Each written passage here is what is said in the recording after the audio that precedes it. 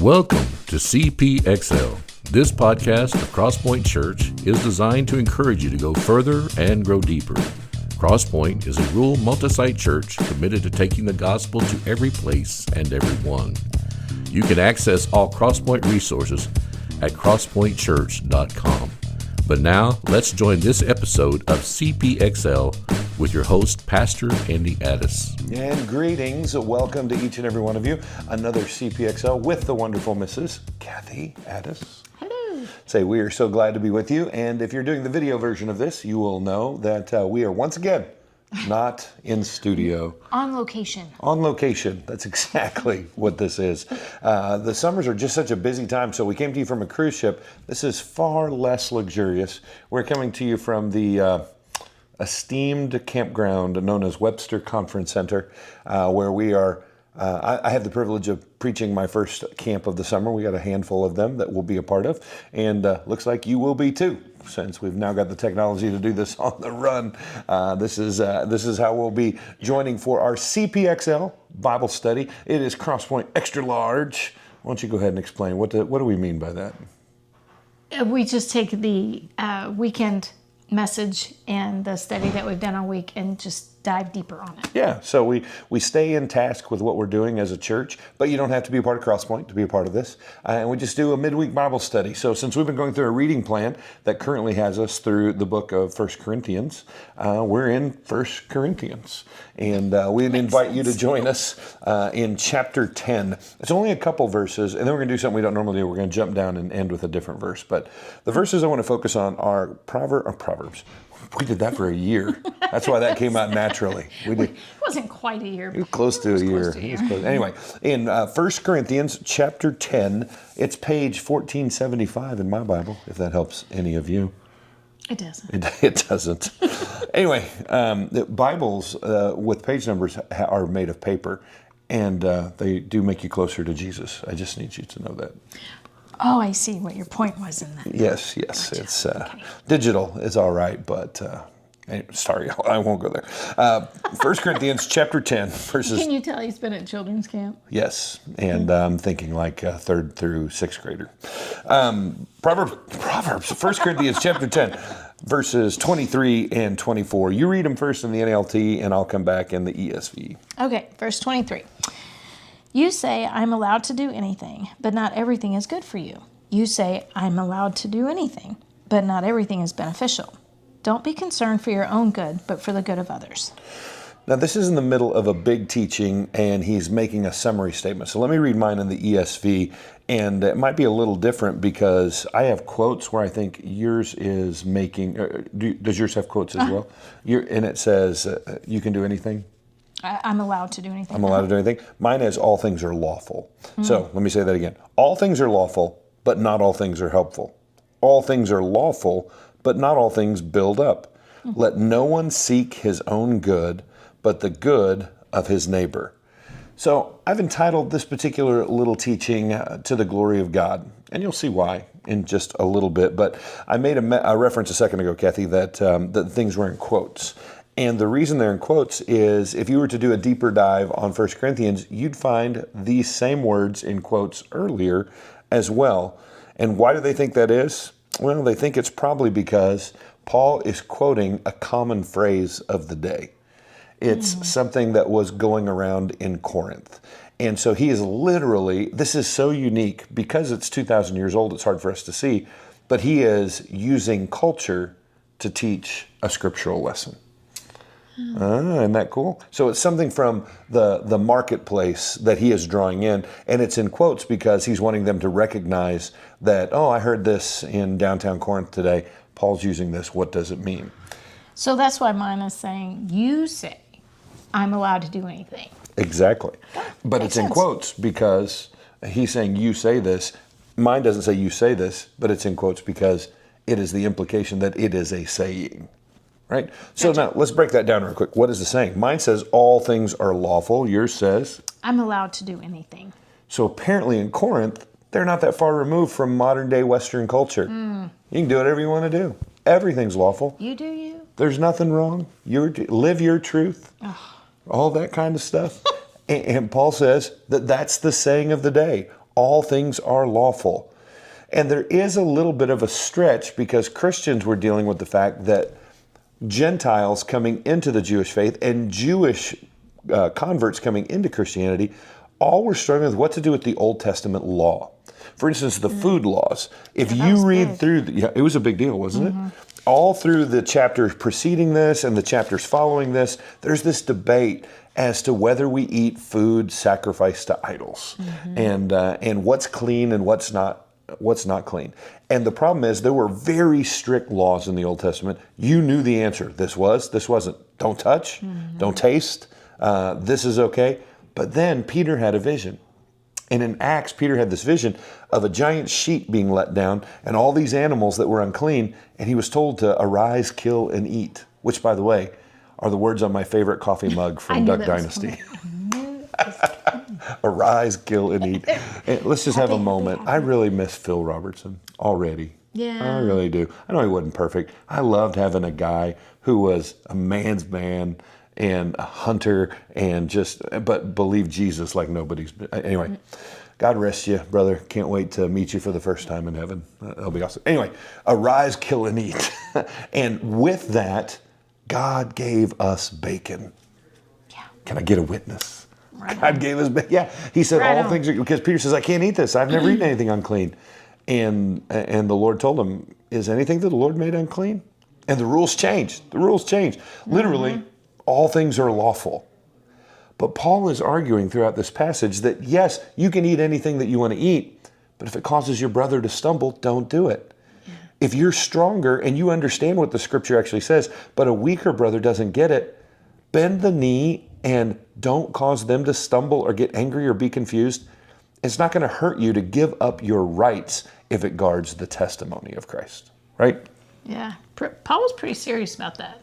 And you see it again and again and again. And so we're in the middle of that. And I just need you to understand that. He's quoting this in the middle of that debate. And he says, all things are lawful, but not all things are helpful. This is point number one. Once we understand that the debate is in the culture, no, everything's okay. Paul says, you know what? Even if it was okay, and he's not arguing that everything is okay. Right. He's saying, you say everything is okay. But he's saying, even if everything is legal or lawful or permissible or attainable, it doesn't mean it's good for you. Mm-hmm. Just because you can doesn't mean you should. That's right. That was one of the phrases we used in raising our boys. Just because you can doesn't mean you should. Mm-hmm. And there are a lot of things like, I can eat cake every meal of the day because I'm an adult.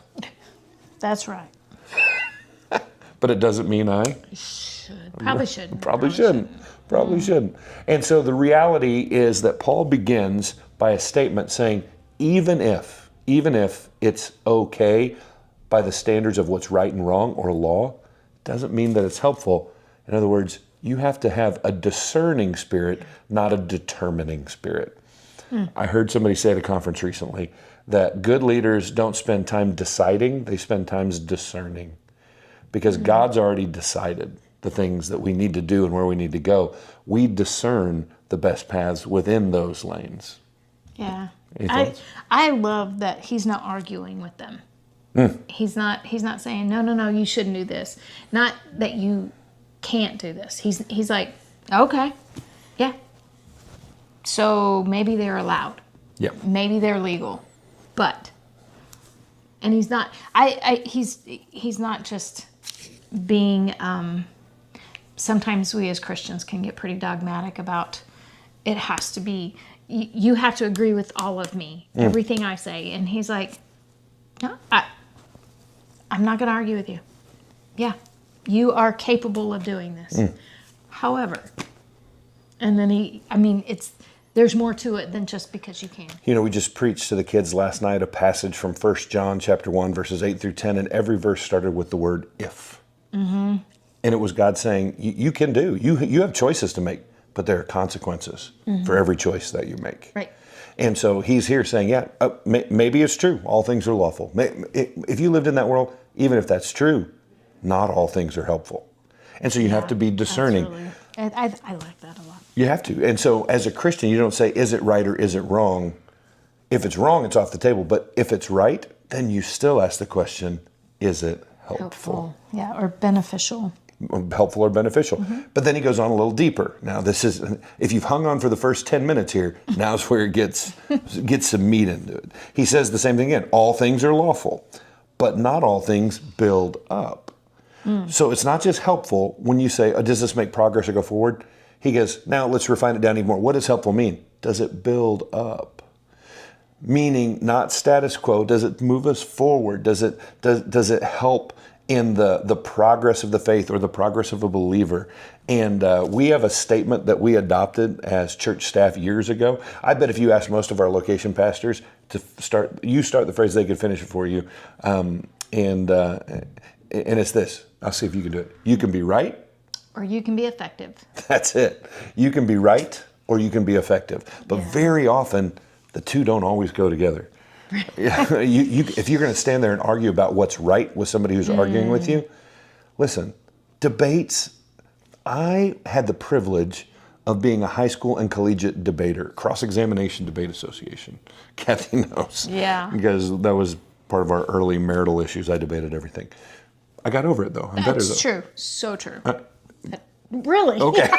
Just making sure. No, it's true. Yes, yes. I quit doing that. Buried you in the backyard. I believe that. Or you'd had your daddy do it. Yes, sir. And they'd have never found me. I guarantee that. Anyway, and I had the privilege during my grad studies of being the coach for the Fort Hays State debate team, a coach for the Fort Hays State debate team for a while.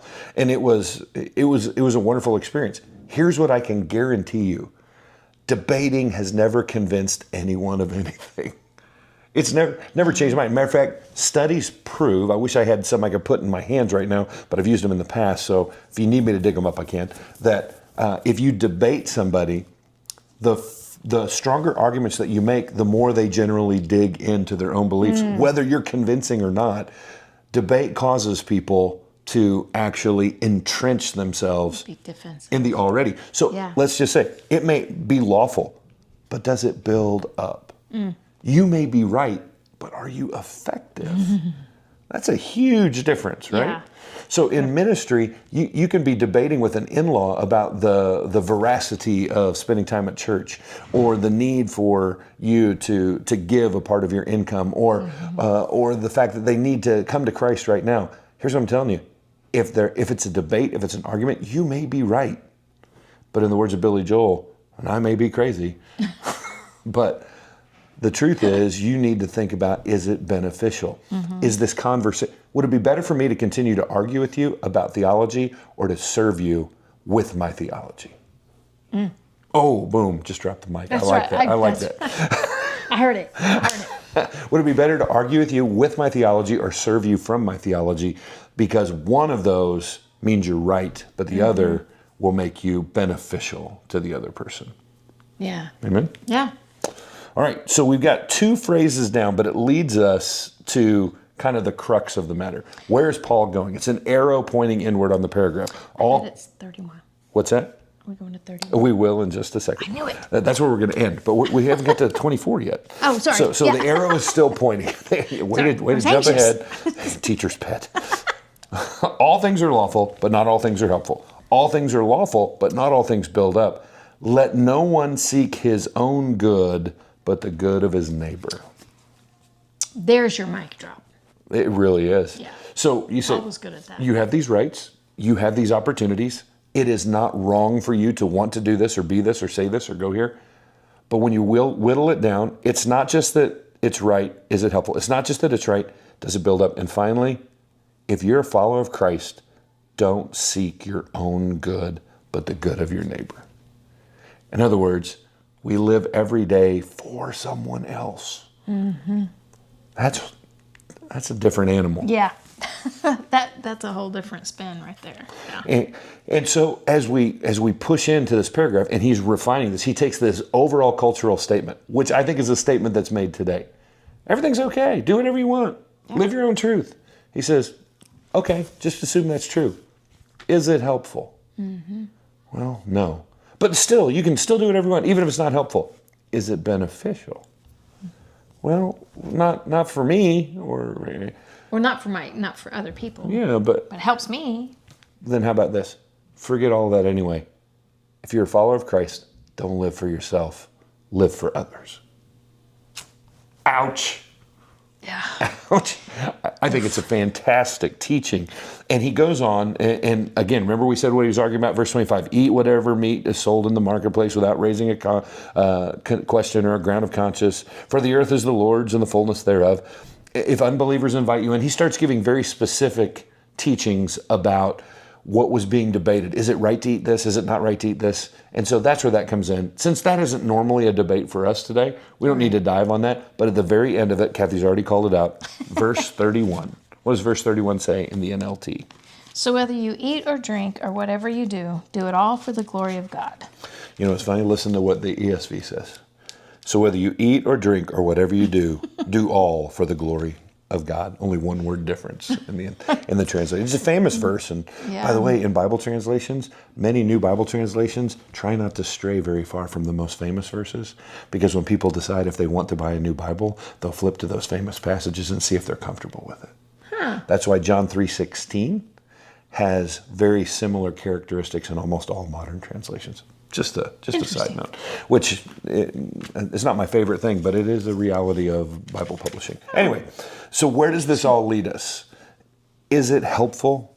Is it beneficial to build up? Is it others focused? So what is the conclusion? Whether you eat, whether you drink, whatever you do all for the glory of God. Believer, we live our lives for other people. But we live it for other people unto the Lord, for His glory.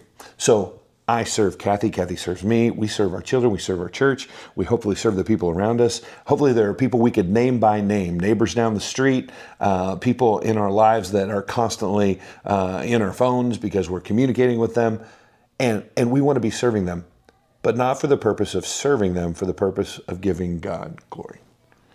Did you know you can do that as a stay-at-home mom?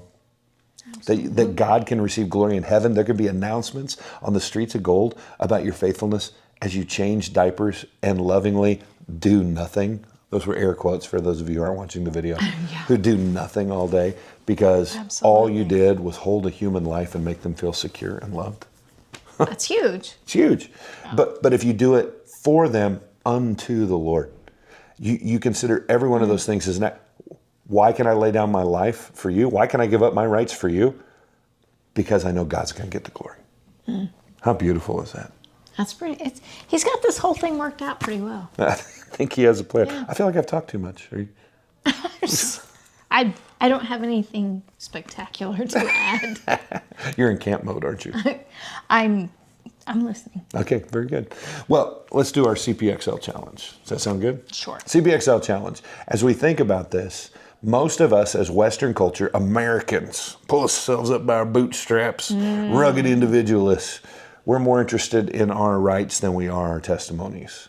Flip the script. Let's talk about what it is to think of others before us for the glory of God. So here's the CPXL challenge. How could you glorify God by being effective as opposed to being right? It doesn't mean you do something wrong, but where can you lay down your rights? How can you serve? How can you act humbly? How can you stop the debate and start living out of your theology instead of arguing for your theology? How can you give glory to God? How can you give glory to God as someone who is willing to do whatever they do for the glory of God? I just thought of an example. Oh, please give it. Sorry. That's what I was thinking. CPXL challenge, reading it right, that sort of thing. We were supposed to do reading it right? Yeah, we were supposed to, but that's okay. My immediate thought went to head coverings, which is in chapter 11. Paul talks about it. But instead of getting irritated or frustrated with that person that's wearing a hat in church. Because especially some of us older folks, get a little irritated about stuff like that. You know, it's a thing. But instead of getting twisted up about it, what if we just didn't say anything? We just went up to them and said, "Hey, I'm really glad you're here. Have a great, enjoy the service, whatever it might be." I love that. What if you use that like God was highlighting the people that He wanted you to pray for during that service? Oh, instead of being that irritated? would be beneficial and building up. Oh, wouldn't that be great? Great ideas. Whatever the Lord leads you to, do whatever you do. Whether you eat or drink or whatever you do all for the glory of God. You do it for others as you serve others, but unto the Lord. Many blessings on you. Hope you're having a great week, and we look forward to being with you real soon on another edition. By the way, I think the next edition is going to come live from another state. Believe it or not. Oh, Yeah, you know where we're going. Yeah. It's a secret. Shh. We'll share that with you when we get there. We'll see you again real soon on another episode of CPXL. Bye-bye. Thank you for joining us for this episode of CPXL. We hope that you have been challenged to go further and grow deeper. If this podcast has been a help to you, we ask that you would like, comment, and share on whatever platform you use. And if you would like to access additional resources, go to CrossPointChurch.com. We will see you again soon on another edition of CPXL.